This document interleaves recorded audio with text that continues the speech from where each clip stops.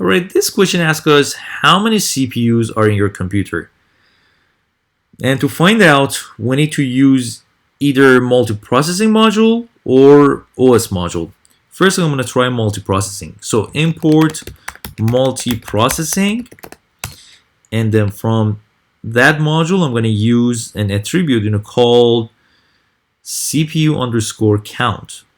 So let's do it. Multiprocessing dot CPU underscore count, and you should add these parentheses at the end, but you're not gonna basically pass in any arguments here.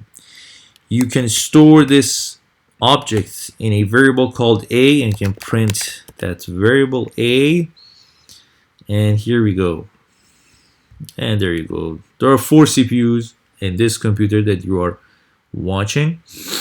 Now I'm gonna try OS module.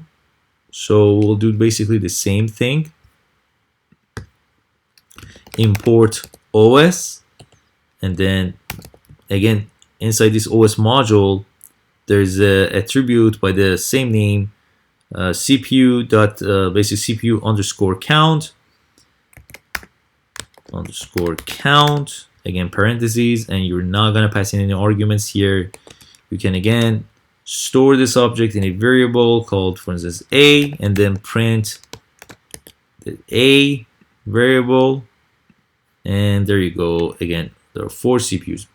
You can polish this print statement saying that the number of CPUs are equal, basically this a variable a, so you got to make it a placeholder and then close this string.